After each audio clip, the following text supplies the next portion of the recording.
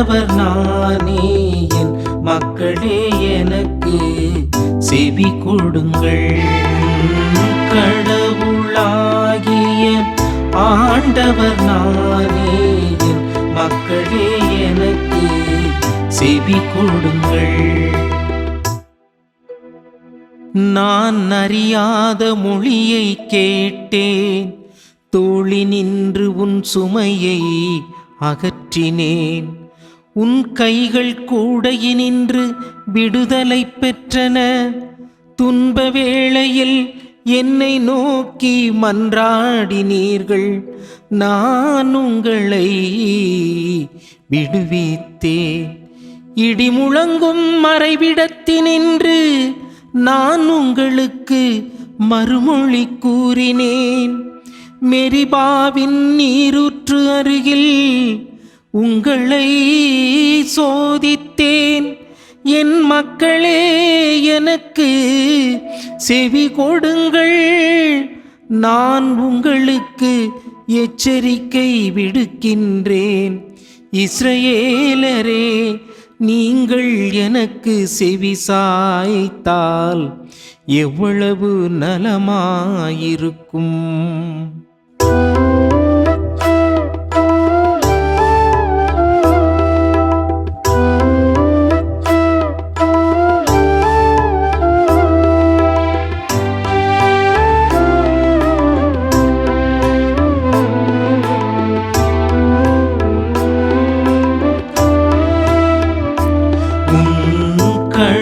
கடவுளாகிய ஆண்டவர் நானே, என் மக்களே எனக்கு செவி கொடுங்கள். கடவுளாகிய ஆண்டவர் நானே, என் மக்களே எனக்கு செவி கொடுங்கள். உங்களிடையே வேற்று தெய்வம் இருத்தலாகாது. நீங்கள் அந்நிய தெய்வத்தை தொழலாகாது. உங்களை எகிப்து நாட்டினின்று அழைத்து வந்த கடவுளாகிய ஆண்டவர் நானே. என் மக்கள் எனக்கு செவிசாய்த்திருந்தால், இஸ்ரவேலர் நான் காட்டிய வழியில் நடந்திருந்தால் எவ்வளவோ நலமாயிருந்திருக்கும். உங்களுக்கு நயமான கோதுமையை உணவாக கொடுப்பேன். உங்களுக்கு மலைத்தேனான் நிறைவளிப்பேன்.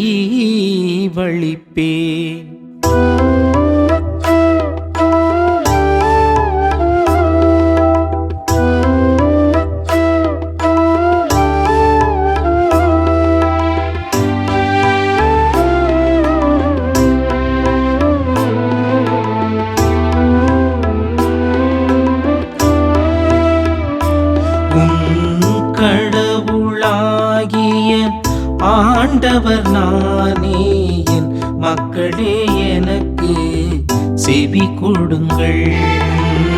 கடவுளாகிய ஆண்டவர் நானே, என் மக்களே எனக்கு செவி கொடுங்கள். இயேசுவில் பிரியமான அன்பு இறை மக்களே, அன்னை மரியாளுடைய அன்பு பக்தர்களே, உங்கள் அனைவரையும் தினம் ஒரு திருப்பாடல் நிகழ்ச்சி வழியாக சந்திப்பதில் மகிழ்ச்சி அடைகிறேன். இன்றைய தினத்திலே நாம் தியானிக்க நம்முடைய திரு அவையால் கொடுக்கப்பட்ட திருப்பாடல் எண் 81. நாம் தவக்காலத்திலே வாழ்ந்து கொண்டிருக்கிறோம். உண்மையிலே தவக்காலத்தினுடைய ஆக சிறந்த திருப்பாடலாக இந்த திருப்பாடல் அமைந்திருக்க காரணம், மனமாறுங்கள், கடவுளிடம் திரும்பி வாருங்கள் என்பதை எடுத்துக்காட்டும் விதமாக இத்திருப்பாடல் அமைந்திருக்கிறது.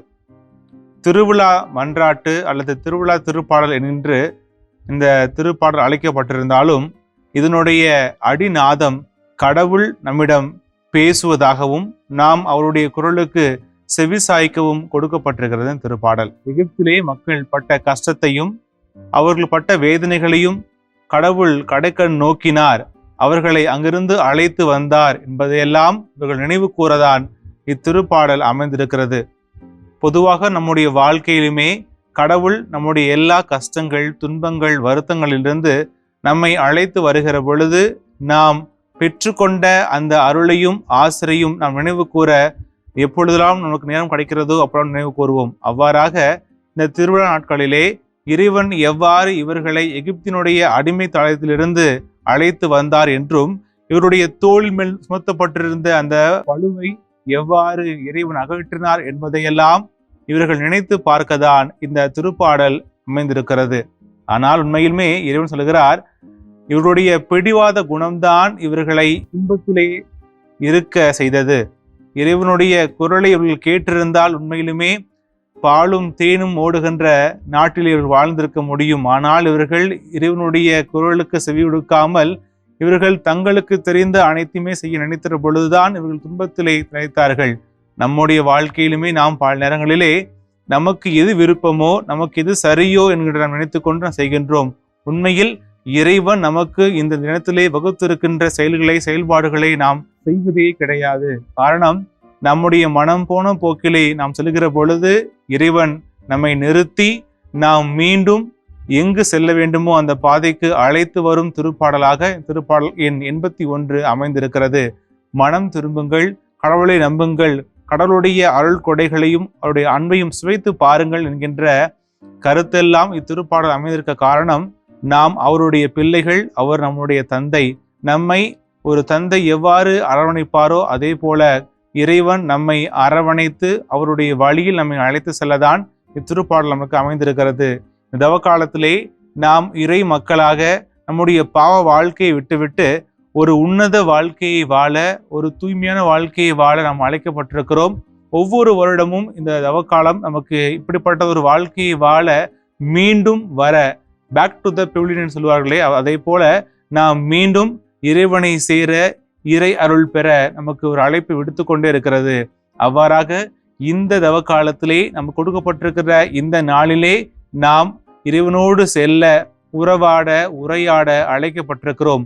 நாம் எப்பொழுதெல்லாம் இந்த திருப்பாடல் 81 படிக்கிறோமோ அப்பொழுதெல்லாம் இறைவன் உண்மையிலுமே பல நேரங்களிலே நம்முடைய பிரச்சனைகளிலும் துன்பங்களிலும் வருத்தங்களிலும் நம்மோடு இருந்து நம்மை அரவணைத்து உன்னதமான மகிழ்ச்சியான வாழ்க்கைக்கு அழைத்து வந்தார் என்பதை நாம் நினைவு கூறதான் இந்த திருப்பாடல் நமக்கு அமைந்திருக்கிறது.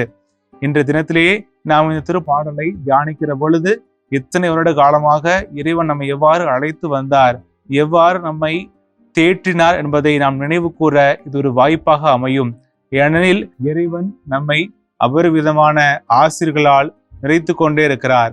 காரணம், அவர் நம்முடைய தந்தையாக இருந்து நம்மை வலுப்படுத்துகிறார். அவ்வாறாக தான் இத்திருப்பாடல் நமக்கு அமைந்திருக்கிறது. மேலும் இத்திருப்பாடலிலே இறைவனுடைய ஒரே ஒரு கேள்வி மட்டும்தான் நமக்கு மிகவும் வருத்தமாக இருக்க காரணம், இவர்கள் என்னுடைய குரலை கேட்டிருக்க வேண்டும், செவி கொடுத்திருந்தால் எவ்வளவு நலமாக இருந்திருக்கும் என்று இவர் சொல்லுகிற இந்த திருப்பாடல் 81:8 நமக்கு ஒரு ஆராய்ச்சி மணியாக இருக்க காரணம், நாம் பல நேரங்களிலே இறைவன் நமக்கு விடுக்கிற அழைப்பை செவி கொடுக்காமல் போய் கொண்டிருக்கிறோம். ஏனென்றால் நாம் நமக்கு பிடித்த ஒரு வாழ்க்கையை வாழ நினைக்கிறோம். உண்மையில் நாம் நமக்கு பிடித்த வாழ்க்கையை வாழாமல் இறைவனுக்கு ஏற்ற வாழ்க்கையை வாழ முயற்சிருப்போம். காரணம், அவர் நம் தந்தை, நாம் அவர் பிள்ளைகள் என்கின்ற மனநிலையில் வாழ முயற்சிருப்போம். ஜெபிப்போமா? அன்பு இறைவா, இதோ இந்த நாளிலே நீர் எங்களை ஆசீர்வதித்து உமது பிள்ளைகளாக மீண்டும் உம்முடைய அரவணைப்பிலே அரவணைத்துக் கொள்ள எங்களை அழைப்பு விடுக்கின்றீர். நன்றி கூறுகின்றோம். எங்களுடைய பாவ வாழ்க்கையிலிருந்து நாங்கள் விடுபட்டு உமக்கு ஏற்ற வாழ்க்கையை வாழ அருள் புரிவீராக. எல்லாம் வல்ல இறைவன், தந்தை, மகன், தூய ஆவியின் பேராலே. ஆமேன்.